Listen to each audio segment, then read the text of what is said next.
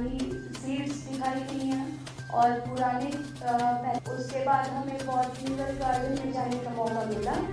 वहाँ हमने देखा लैब में हम गए, वहाँ भी दवाइयों के बारे में थोड़ी बहुत और क्रोमेटोग्राफी के बारे में बताया उन्होंने। सर अगर आयुर्वेद का नाम आता है तो प्लांट्स और मेडिसिन दोनों आता है। तो जड़ी बूटी से लेके हम मेडिसिन बनाते हैं, तो उन चीज़ों के बारे में बताया गया। और कुछ ऐसी दवाइयाँ मतलब हमने लिखी हैं, अभी प्रॉपर तो याद नहीं है, लेकिन मतलब कुछ ऐसी चीज़ें बताई उन्होंने कि मतलब इन चीज़ों से ये दवा बनती है, ये मतलब pure herbal without any chemical use. तो उस और कुछ कॉस्मेटिक पदार्थ के लिए भी जाना जिसमें वो भी प्योर हर्बल है। तो हमने ये जाना कि आजकल के समय में एलोपैथिक से बहुत ज़्यादा साइड इफेक्ट हो रहा है, तो हर्बल मेडिसिन जो है वो प्योर प्लांट से बन रहा है, तो उसके बारे में जाना। और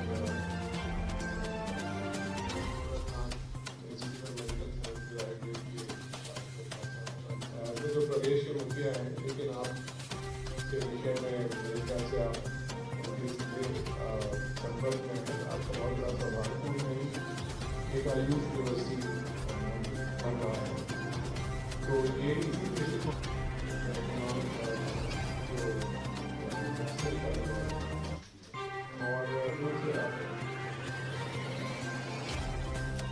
नमस्कार। बिना रिसर्च के नहीं, अब उसे मॉडर्न पैरामीटर की इसकी स्टडी चल। प्रदेश के 8 राजकीय आयुर्वेद कॉलेज हैं जहाँ पर प्रशासन का कार्यक्रम चल रहा है। प्रदेश में 195 योग वेलनेस सेंटर है और जो उत्तर प्रदेश का पहला आयुष विश्वविद्यालय बन रहा है, यहाँ पर भी रिसर्च शोध के कार्यक्रम। आपने यहाँ पर आज जिन संस्थाओं में जो कुछ भी देखा है, अपने स्वयं की संस्था और उसके आसपास के वातावरण में उसको देखने का प्रयास करिए।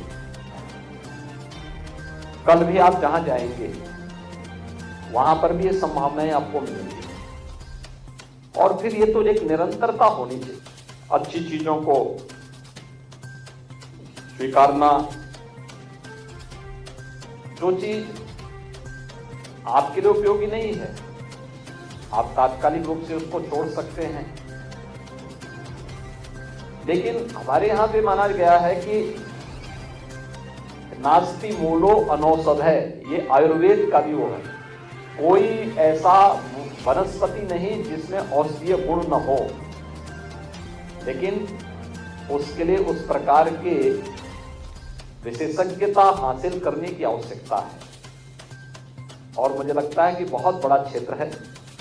एक बार इस फील्ड में जाइए, बहुत कुछ जानने सीखने के लिए मिलेगा। मैंने कहा बहुत बड़ा स्कोप है इसमें। तो एक आयुर्वेदिक डॉक्टर के रूप में हेल्थ एंड वेलनेस सेंटर चलाने के लेकर के, शासन से लेकर के, निजी क्षेत्र से लेकर के, और स्वयं की अपनी संभावना को आगे बढ़ाने को लेकर के, उन व्यापक संभावनाओं को आगे बढ़ाने का कार्य आप सबके द्वारा किया जा सकता है। हमें अपने आप को तैयार करना होगा, उसके लिए मानसिक रूप से तैयार करना होगा। और उस मानसिक रूप से आप तैयार होंगे। आप लोग यहाँ लखनऊ में आए हैं, हमारे सीनियर अधिकारियों के साथ एक संवाद का भी अवसर आपको प्राप्त हुआ। आप सब यहाँ पर आनंद से अपने टूर का मनोरंजन भी लीजिए और ज्ञानवर्धन भी करिए। देखिए, किसी भी शैक्षिक टूर का उद्देश्य केवल मनोरंजन नहीं होना चाहिए, उससे महत्वपूर्ण, उससे आप क्या कुछ अर्जित कर रहे हैं, ये सभी कुछ उसका पार्ट होना चाहिए। और आपके पास एक डायरी होनी चाहिए, बाकायदा उसमें नोट किया जाना चाहिए एक एक बिंदु पर। आप अयोध्या में भी रुके, अयोध्या के पौराणिक और ऐतिहासिक महत्व को नोट करते हुए फिर वहाँ पर कुछ ऐसी चीज़ें क्या हो सकती हैं, उन संभावनाओं के बारे में। लखनऊ का मतलब केवल यहाँ पर NBRI, CDRA, CMAP यही नहीं है। लखनऊ प्रदेश की राजधानी है, देश के सबसे बड़े राज्य की राजधानी है लखनऊ का अपना ऐतिहासिक महत्व है। पौराणिक काल से इसने अनेक उतार चढ़ाव देखे हैं और यहाँ पर ये इतनी प्रतिष्ठित लैब्स मौजूद हैं, इन हर एक लैब में कुछ ना कुछ नया कुछ आपने देखा होगा, कुछ चीजें ऐसी होंगी जिनको आप तत्काल लागू कर सकते हैं, कुछ को आप समय के अंतराल में जान सकते हैं, लेकिन जो नोट आपके बनेंगे वे नोट आपको बाद में जब देखने का अवसर मिलेगा तो आपको लगेगा कि वहाँ बहुत कुछ ऐसा था जिसको आप लोगों ने वो किया है। और मुझे लगता है ये आपके टूर का हिस्सा होना चाहिए, फिर उसमें राइटअप लिखने का अभ्यास करना चाहिए। देखिए जब अभ्यास करेंगे धीरे धीरे करके आप अच्छा अपना राइटअप लिखने का अभ्यास कर पाएंगे, फिर आप अपना पब्लिकेशन लिखने, फिर उसके बाद आप इस फील्ड में बहुत कुछ आगे करने की संभावना अपने अंदर पाएंगे। मुझे प्रसन्नता है कि आप सब यहाँ पर इस अवसर पर यहाँ पर आए हैं। आप सभी यहाँ पर अभी अपना प्रसाद ग्रहण करें। आपकी पूरी यात्रा के लिए मेरी शुभकामनाएं। धन्यवाद।